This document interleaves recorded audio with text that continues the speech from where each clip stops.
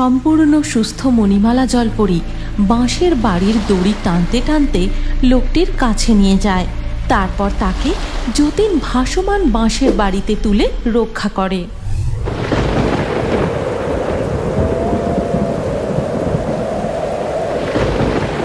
ঘোর নিম্নচাপের ফলে একটানা 5 দিন বৃষ্টি হয়েই চলেছে।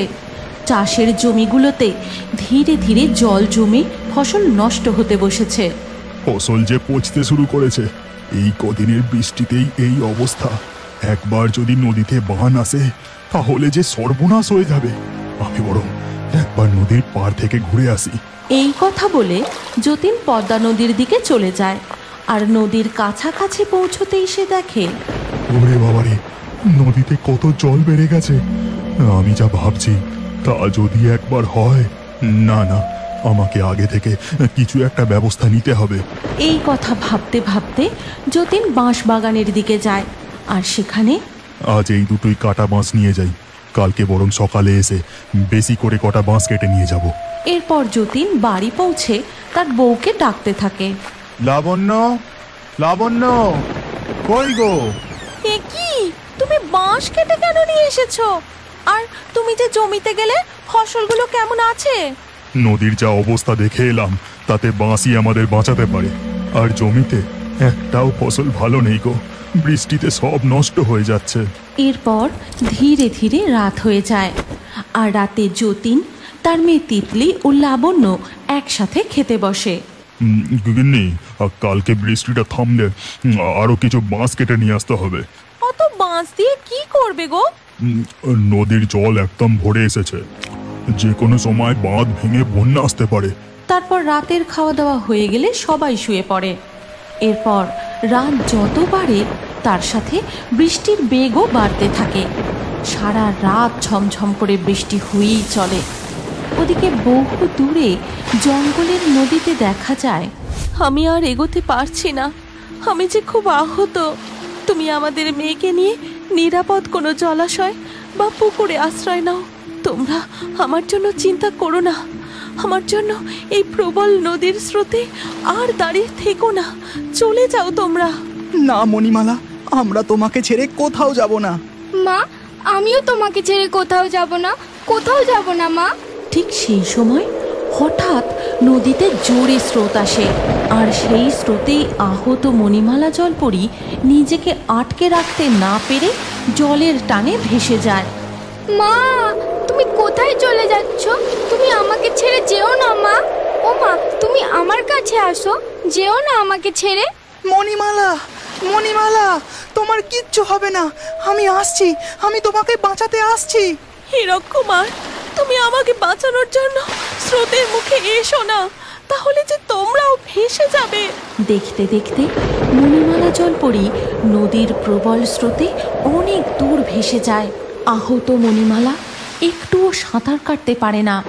নদীর জলে ভাসতে ভাসতে সে বহু দূর চলে যায়। এরপর ধীরে ধীরে সকাল হয়ে যায়। আকাশের মেঘও একটু পরিষ্কার হয়। মা, আমি একটু খেলতে যাই না, কদিন থেকে বাইরে একটুও খেলতে পারিনি। বেশি দেরি করব না, এক্ষুনি চলে আসবো। না, একদম না, কোথাও যাওয়া যাবে না এখন। বৃষ্টিটা একটু থেমেছে, যাই আমি তাড়াতাড়ি গরুর দুধটা দুয়ে নিই। শোনো গিন্নি, পদ্মার কাছে ওই বাঁশ বাগান থেকে আমি কটা বাঁশ কাটতে যাচ্ছি, ফিরতে একটু দেরি হবে। ঠিক আছে, সাবধানে যেও। এই বলে লাবণ্য তাদের গরুর দুধ দুইতে শুরু করে। আর তিতলি পাশে দাঁড়িয়ে বলে, ও মামা, একটু খেলতে যাই না মা। ঠিক আছে, যা তবে। এই বর্ষা বাদলের দিনে বেশি দূর কোথাও খেলতে যাস না, কখন যে হঠাৎ বৃষ্টি শুরু হয়ে যায় তার কোনো ঠিক নেই। মায়ের অনুমতি পেয়ে তিতলি মনের আনন্দে খেলতে চলে যায়। এই চল না, আমরা সবাই মিলে নদীর জল দেখতে যাই, নদীতে অনেক জল বেড়েছে। না না, নদীর কাছে যাওয়া ঠিক হবে না, ওখানে বিপদ হতে পারে। চল না, কিচ্ছু হবে না, আমরা দূর থেকে নদীর জল দেখেই চলে আসবো। ঠিক আছে, চল তবে। তিতলি ও তার বন্ধুরা মিলে খেলতে খেলতে পদ্মা নদীর জল দেখতে চলে যায়। আর ওদিকে যতীন বাঁশ বাগানে। বাঁশগুলো কাটা হয়ে গেছে, এবার তাড়াতাড়ি বাড়ি নিয়ে যাই, কাজ শুরু করতে হবে। এমন সময় যতীন হঠাৎ নদীর পাড় থেকে কার যেন কান্নার শব্দ শুনতে পায়। নদীর দিক থেকে কার যেন কান্নার শব্দ পাচ্ছি না। হ্যাঁ, যাই একবার গিয়ে দেখি। যতীন নদীর পাড়ে গিয়ে দেখে এক আশ্চর্য ঘটনা। নদীর ধারে একটা গাছের গুঁড়িতে আটকে রয়েছে এক জলপরী। যতীন তার কষ্ট দেখে তার কাছে যায় আর জিজ্ঞাসা করে, জলপরি, তুমি তো আহত, তুমি এখানে এলে কিভাবে? বন্যার স্রোতে আমি আমার পরিবার থেকে বিচ্ছিন্ন হয়ে চলে এসেছি। আমি আর পারছি না, মনে হয় এবার আমার সময় হয়ে এসেছে। তুমি চিন্তা করো না জলপরি, আমি তোমায় সুস্থ করে তুলবো, তোমার কিচ্ছু হবে না। এই কথা বলে যতীন সবার চোখের আড়ালে জলপরীকে তাদের বাড়ি নিয়ে এসে চৌবাচ্চায় রেখে দেয়। তারপর তার বউকে ডাকে।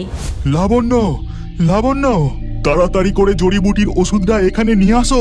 কি হলো গো তোমার? আমি এক্ষুনি আসছি। লাবণ্য সেখানে ঔষধি নিয়ে আসতেই যতীন তাকে জলপরীর ব্যাপারে সবটা খুলে বলে। তারপর লাবণ্য অতি যত্নে মণিমালা জলপরীর ক্ষতস্থানে ঔষধি লাগিয়ে দেয়। এবার আমি তাড়াতাড়ি করে ওই কাটা বাঁশগুলো গিয়ে নিয়ে আসি। এই কথা বলে যতীন কাটা বাঁশগুলো সেখান থেকে নিয়ে এসে জলপরীর চৌবাচ্চার পাশে তাদের উঠানে রাখে। এরপর আবার বিদ্যুৎ গর্জে শুরু হয় ঝমঝম করে বৃষ্টি। সব কটা বাঁশ জড়ো হয়ে গেছে, তাড়াতাড়ি কাজ শুরু করে দিই। এই বলে যতীন তার কাজ শুরু করে দেয়। তখন তিতলি ভিজতে ভিজতে দৌড়ে বাড়ি ফিরে আসে, আর তাই দেখে তার মা তাকে খুব বকা দেয়। তোকে আমি কতবার করে বারণ করলাম, বললাম তাড়াতাড়ি বাড়ি ফিরে আসবি, না হলে বৃষ্টিতে ভিজে যাবি। তুমি আমাকে আর বকবে না বলো, তাহলে তোমাকে একটা কথা বলবো। কি এমন কথা? ঠিক আছে বল, আমি বকবো না। জানো মা, আমরা বন্ধুরা মিলে নদীর যেই দিকটা কেউ যায় না সেখানে গিয়েছিলাম। দেখি একটা জায়গা দিয়ে গ্রামে হু হু করে জল ঢুকছে। বলিস কি? দাঁড়া, এ কথা এক্ষুনি তোর বাবাকে জানাতে হবে। লাবণ্য দৌড়ে উঠানে গিয়ে যতীনকে গ্রামে জল ঢোকার ব্যাপারটা জানায়। তারপর লাবণ্য লক্ষ্য করে যে তার স্বামী বাঁশ দিয়ে একটি সুন্দর বাড়ি বানিয়েছে। এক্ষুনি আমাকে গ্রামে খবর দিতে হবে, বন্যার জলে সব ভেসে যাওয়ার আগে সবাইকে সতর্ক করতে হবে। এই কথা বলে যতীন সবার বাড়ির সামনে গিয়ে গিয়ে গ্রামে জল ঢোকার খবরটা দিতে থাকে। শোনো গো শোনো, পদ্মার জল গ্রামে ঢুকতে শুরু করেছে, তোমরা যে যা পারো ঘর ছেড়ে দূরে কোথাও চলে যাও, উঁচু স্থানে আশ্রয় নাও। এরপর গ্রামের মানুষজন বন্যা থেকে প্রাণ বাঁচাতে যে যেখানে পারে নিরাপদ জায়গায় চলে যায়। ততক্ষণে নদীর জল উপচে গ্রামে প্রবেশ করতে থাকে। যতীন বাড়ি ফিরে গিয়ে তার মেয়ে, বউ ও গরুকে নিয়ে জলে ভাসমান বাঁশের ঘরে আশ্রয় নেয়। এরপর জল বেড়ে বন্যার আকার ধারণ করে। তখন তিতলি হঠাৎ লক্ষ্য করে, মা, বাবা, ওই দেখো কে একজন জলে ভেসে যাচ্ছে। ও যে সাঁতার কাটতে পারছে না, এক্ষুনি ওকে জল থেকে টেনে না তুললে বিপদ হয়ে যাবে। কিন্তু তাড়াতাড়ি ওর কাছে পৌঁছবো কি করে? এমন অবস্থা দেখে জলপরী বলে, চিন্তা করো না, তোমার এই বাঁশের বাড়ির সাথে যে দড়িটা বাঁধা আছে এটা আমি টেনে ওই লোকটার কাছ পর্যন্ত নিয়ে যাচ্ছি। সম্পূর্ণ সুস্থ মণিমালা জলপরী বাঁশের বাড়ির দড়ি টানতে টানতে লোকটির কাছে নিয়ে যায়। তারপর তাকে যতীন ভাসমান বাঁশের বাড়িতে তুলে রক্ষা করে। ধন্যবাদ জলপরি, তুমি আমাদের এই ভাসমান বাঁশের বাড়ি টেনে না নিয়ে গেলে ওদের বাঁচানো সম্ভব হতো না। এই বন্যার জলে যারা যারা ভেসে যাচ্ছে তাদেরকে আমাদের রক্ষা করতে হবে। এই বলে মণিমালা জলপরী দড়ি ধরে বাঁশের বাড়ি টেনে নিয়ে যেতে থাকে, আর কাউকে ডুবে যেতে দেখলে তাকে বাঁশের বাড়িতে তুলে রক্ষা করে। তোমরা কি জানতে চাও এরপর মণিমালা জলপরী তার স্বামী ও মেয়ের কাছে ফিরে যেতে পারবে কিনা? তারাও কি এই বন্যার হাত থেকে রক্ষা পেয়েছে? পরের এপিসোড দেখতে চাইলে কমেন্টে নেক্সট পার্ট অবশ্যই লিখো। পিকলু মৎস্যকন্যাকে কাঁধে তুলে নিয়ে তার বাড়িতে নিয়ে যায়, আর তাদের বাড়ির পিছনের যে বড় চৌবাচ্চা আছে তার মধ্যে লুকিয়ে রাখে, এবং গ্রামে এক ভয়াবহ বন্যা দেখা দেয়। একদিন বিকেলবেলা গ্রামের ছোট ছোট ছেলেমেয়েরা মাঠে খেলা করছিল। ঠিক সেই সময় হঠাৎ করে আকাশটা কালো মেঘে ছেয়ে যায়। তখন তিতলি বলে, এই তাড়াতাড়ি বাড়ি চল, দেখ আকাশটা কেমন কালো মেঘে ছেয়ে গেছে, মনে হচ্ছে এক্ষুনি বৃষ্টি নামবে। আরে দাঁড়া না, আর একটু খেলি, এখনো তো বৃষ্টি নামেনি। এই বলে তারা আবার খেলা শুরু করে, আর সাথে সাথে বৃষ্টি শুরু হয়ে যায়। এই পিকলু দাদা, বৃষ্টি শুরু হয়ে গেছে রে, এবার তো বাড়ি চল, না হলে আমার মা তো খুব বকবে। দূর ভিতুরাম, তোরা বাড়ি যা, আমি বরং একবার নদীর পাড়ে যাই। এই বৃষ্টিতে নদীর পাড়ে অনেক কই মাছ উঠবে, আমি গিয়ে ধরে নিয়ে আসি। তোরা কি কেউ যাবি আমার সাথে? কিন্তু কেউই তার সাথে যেতে রাজি হলো না। সবাই যে যার বাড়ি ফিরে গেল, আর পিকলু নদীর ধারে গিয়ে মনের সুখে মাছ ধরতে লাগলো। আর এইদিকে মুষলধারে বৃষ্টি শুরু হলো। আর এই বৃষ্টিতে পিকলু এখনো বাড়ি ফিরছে না দেখে তার বাবা মা খুব চিন্তা করতে লাগলো। বলছি, হ্যাঁ গো, ছেলেটা তো এখনো বাড়ি ফিরলো না। হ্যাঁ, তো বৃষ্টিতে কোথায় আছে বলো তো? তা আমি কি করে জানবো? লাই দিয়ে তো ছেলেটাকে একেবারে মাথায় তুলেছ।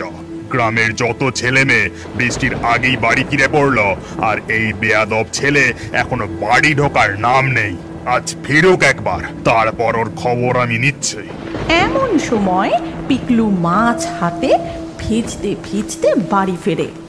এই দেখো মা, আমি কত কই মাছ ধরে এনেছি। পিকলুকে দেখা মাত্রই তার বাবা তাকে খুব বকাবকি করে। এরপর রাত পেরিয়ে দিনের আলো ফুটতে বৃষ্টি একটু থামে, আর সেই সুযোগে গ্রামের কিছু মানুষ নিজেদের ঘরের চালা ভালো করে ছেয়ে নেয়, আর কেউ বা বন্যার ভয়ে বেশি করে খাবার সঞ্চয় করতে থাকে। যখন অনন্ত নিজেদের ঘরের চাল ভালো করে ঠিক করছিল, তখন কি ভাই অনন্ত, বেশ ভালো করে ঘরের চাল ছাইছো তো? মনে আছে তো গতবারের বন্যায় কি অবস্থাটা না হয়েছিল? তুই ঠিকই বলেছিস ভাই হারাধন, ওটাই তো চিন্তা। ঘরের চাল উড়ে গেলে ছোট ছোট ছেলে মেয়েকে নিয়ে কোথায় যাই বলতো? কি হবে ভগবানই জানে। আর শোনো, সাথে বেশি করে খাবার সঞ্চয় করে রেখো। আচ্ছা, আমি এখন চললাম। এই কথা বলে হারাধন সেখান থেকে চলে যায়। বিকেল থেকে আবার মুষলধারে বৃষ্টি শুরু হয়। টানা 2 দিন এইরকম বৃষ্টি চলতে থাকে। তার সাথে পাল্লা দিয়ে ঘন ঘন বজ্রপাত আর ঝড়ের দাপট। ধীরে ধীরে নদীর জল উপচে গ্রামে প্রবেশ করতে শুরু করে। নদীর জল উপচে গ্রামে জল ঢুকতে শুরু করেছে, তার সাথে নিশ্চয়ই অনেক মাছও আসছে। একবার যদি আমি যেতে পারি, কই মাছের সাথে অনেক ইলিশ মাছও পাবো। না, আজকে একবার আমাকে যেতেই হবে। এই কথা বলে পিকলু তার বাবা মায়ের চোখকে ফাঁকি দিয়ে এই বৃষ্টিতে বেরিয়ে পড়ে মাছ ধরার উদ্দেশ্যে। আর এদিকে নদীতে প্রবল স্রোত, সমুদ্রের জল নদীতে প্রবেশ করতে শুরু করেছে। আর সেই প্রবল স্রোতে এক মৎস্যকন্যা তার পরিবার থেকে বিচ্ছিন্ন হয়ে নদীতে চলে এসেছে। পিকলু নদীর পাড়ে আসতেই শুনতে পায়,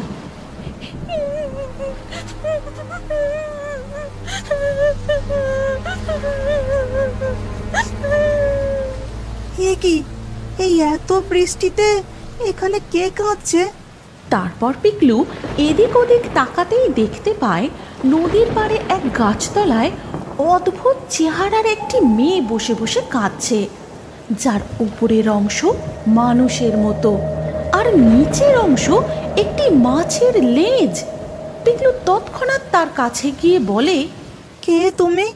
আর তুমি এখানে বসে কাঁদছো কেন? আমি একজন মৎস্যকন্যা।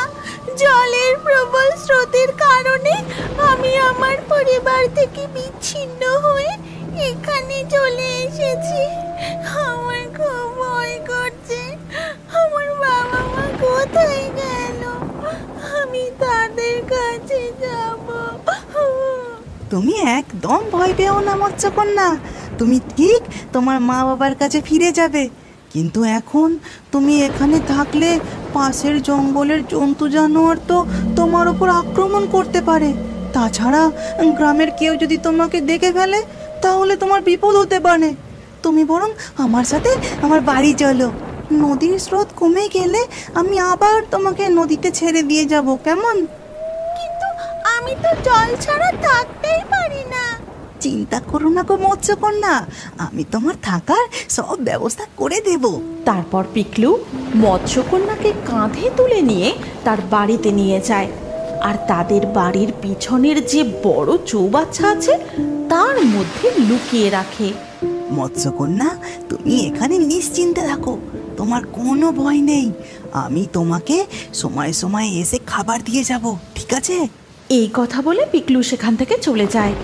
দিন দিন বৃষ্টির পরিমাণ আরও বাড়তে থাকে এবং গ্রামে এক ভয়াবহ বন্যা দেখা দেয়। গোটা গ্রাম সেই বন্যার জলে ডুবে যায়। ধীরে ধীরে মানুষের ঘরে সঞ্চিত খাবারও ফুরিয়ে আসে। এমনই একদিন মৎস্যকন্যা, ও মৎস্যকন্যা, বেরিয়ে এসো, আমি তোমার জন্য খাবার এনেছি। পিকলুর ডাক শুনে মৎস্যকন্যা জলের উপরে মাথা তোলে। আজ এইটুকুই খাবার আনতে পেরেছি। বন্যার জন্য যা সঞ্চিত খাবার ছিল তা প্রায় শেষ গো। এবার যে আমরা কি খেয়ে থাকবো কিছুই জানি না। পিকলুর কথাগুলো শুনে মৎস্যকন্যার খুব মন খারাপ হয়ে যায়। তখন সে বলে, চিন্তা করো না বন্ধু, তুমি ঘরে গিয়ে দেখো সেখানে তোমার জন্য কি অপেক্ষা করছে। এই কথা শুনে পিকলু সেখান থেকে দৌড়ে তাদের ঘরে গিয়ে দেখে সেখানে অনেক খাবার রয়েছে। আর তাই দেখে, মা, বাবা, তাড়াতাড়ি এসো, এসে দেখে যাও। পিকলুর বাবা মা সেখানে এসে এত খাবার দেখে পুরো অবাক হয়ে যায়। তারপর পিকলু তাদের সমস্ত ঘটনা খুলে বলে। তখন সবাই মিলে মৎস্যকন্যার কাছে যায়। তোমাকে অনেক অনেক ধন্যবাদ মৎস্যকন্যা। আমি বুঝেছি তুমি জাদু করে এত খাবার এনে দিয়েছো। কিন্তু মৎস্যকন্যা, শুধু তো আমরা নয়, এই গ্রামে অনেক মানুষের ঘরেই তো খাবার শেষ হয়ে গেছে গো। আমার বন্ধুরাও নিশ্চয়ই না খেয়ে আছে। তুমিও তাদের জন্য কিছু ব্যবস্থা করে দাও। মৎস্যকন্যা এই কথা শুনে জাদু করে সেখানে আরও অনেক খাবার এনে দেয়। তারপর পিকলু আর তার বাবা মা মিলে গ্রামের সবার বাড়িতে গিয়ে সেই খাবার পৌঁছে দেয়। কিন্তু এদিকে বৃষ্টি থামার কোনো লক্ষণই নেই। ধীরে ধীরে বন্যার জল আরও ভয়ঙ্কর রূপ ধারণ করে। এমনই একদিন পিকলু মন খারাপ করে মৎস্যকন্যার কাছে বসেছিল। কি হয়েছে বন্ধু, তোমাকে এমন দেখাচ্ছে কেন? তোমার কি মন খারাপ? হ্যাঁ গো মৎস্যকন্যা, আজ তো পোলিও খাবার দিন গো। আমার বনুকেও পোলিও খাওয়াতে হবে। কিন্তু এই বৃষ্টিতে বন্যায় বনুকে পোলিও খাওয়াতে কি করে নিয়ে যাই? তুমি চিন্তা করো না বন্ধু, আমি এক্ষুনি ব্যবস্থা করে দিচ্ছি। এই কথা বলে মৎস্যকন্যা নিজের রূপ বদলে একটি নৌকায় রূপান্তরিত হয় আর বলে, নাও বন্ধু, এই নৌকায় উঠে পড়ো। তারপর তুমি তোমার বোনকে পোলিও খাইয়ে নিয়ে এসো। আর তার সাথে সাথে গ্রামের আরো যেসব বাচ্চাদের পোলিও খাওয়ানোর দরকার তাদের নিয়ে নাও। মৎস্যকন্যার কথা মতো পিকলু আর তার মা বোনকে নিয়ে নৌকা করে পোলিও খাওয়াতে যায়। গ্রামের আরও সমস্ত মায়েরা তাদের বাচ্চাদের নিয়ে নৌকায় উঠে পড়ে এবং সব বাচ্চাদের সময় মতো পোলিও খাওয়ানো হয়ে যায়। এইভাবে মৎস্যকন্যা নানানভাবে বন্যার সময় তাদের সাহায্য করতে থাকে এবং ধীরে ধীরে বৃষ্টির জল কমে আসে। বন্যার জলও ধীরে ধীরে নামতে থাকে। একদিন, তোমাকে যে কি বলে ধন্যবাদ দিই। এই বন্যার সময় তুমি আমাদের অনেক সাহায্য করেছো মৎস্যকন্যা। না বন্ধু, তুমিও তো আমার বিপদের দিনে আমায় তোমার বাড়িতে আশ্রয় দিয়েছো। চলো বন্ধু, এখন আমি তোমাকে নদীতে ছেড়ে দিয়ে আসি। এবার যে তোমার পিতামাতার কাছে ফিরে যাওয়ার সময় হয়ে এসেছে। তারপর পিকলু মৎস্যকন্যাকে কাঁধে নিয়ে আবারও নদীতে ফিরে যায়। ঠিক তখনই মৎস্যকন্যার বাবা মা তাকে খুঁজতে খুঁজতে নদীর পাড়ে চলে আসে। বাবা মাকে দেখে মৎস্যকন্যা খুব খুশি হয়, তাদের গিয়ে জড়িয়ে ধরে এবং সব ঘটনা তাদেরকে খুলে বলে। সব কথা শুনে মৎস্যকন্যার মা মণিমালা বলে, এই নাও বৎস, এই জাদুর মুক্ত তুমি তোমার কাছে উপহার হিসাবে রাখো। যখনই কোনো সমস্যায় পড়বে এই মুক্ত নদীর জলে স্পর্শ করিয়ে আমাদের স্মরণ করবে, আমরা তখনই তোমার কাছে চলে আসব। আমাকে এতদিন ধরে আশ্রয় দিয়ে সুরক্ষিত রাখার জন্য তোমাকে অনেক অনেক ধন্যবাদ বন্ধু। এবার তাহলে আমরা আসি। এই কথা বলে মৎস্যকন্যা তার পিতামাতার সাথে জলে ডুব দিয়ে সেখান থেকে চলে যায়। তারপর পিকলু জাদুর মুক্ত নিয়ে বাড়ি ফিরে যায়। বন্যার জল কমে গিয়ে তাদের গ্রাম আবারও আগের মতো প্রাণবন্ত হয়ে ওঠে। চাষিরা মাঠে ধানের চারা লাগায়, গবাদি পশুরা ঘুরে ঘুরে নতুন গজানো কচি ঘাস খায়, আর পিকলু তার বাবা মায়ের সাথে সুখে শান্তিতে থাকতে শুরু করে। তুমি কি এখনো বড় হয়ে কার্টুন দেখতে ভালোবাসো? তাহলে তোমার নাম ও বয়স কমেন্টে জানাও। আর আগের ভিডিও থেকে লাকি ড্রয়ে নির্বাচিত নামগুলি হলো রাজ, নূপুর, রাজদীপ, পল্লবী, মনিরুল, রূপা, শঙ্কর, সোমা, রানী, টুম্পা, অস্মিতা, সুইটি, হাজিকুল, নন্দিনী, কাবেরী। যে সকল দর্শক আমাদের চ্যানেল সাবস্ক্রাইব করে তারপরে কমেন্টে নাম লিখেছেন, আমাদের পরবর্তী ভিডিওতে তাদেরই নাম বাছাই করা হবে। তাই রিও বার্ডস ইউটিউব চ্যানেল অবশ্যই সাবস্ক্রাইব করবেন এবং স্ক্রিনের উপরে আসা আমাদের পরবর্তী গল্পটিও দেখুন, তাতেও আপনার নাম থাকতে পারে। না থাকলে আবারও আপনার নাম পরবর্তী ভিডিওতে লিখে দিন। কি ভাবছেন? তাড়াতাড়ি ক্লিক করে দেখুন।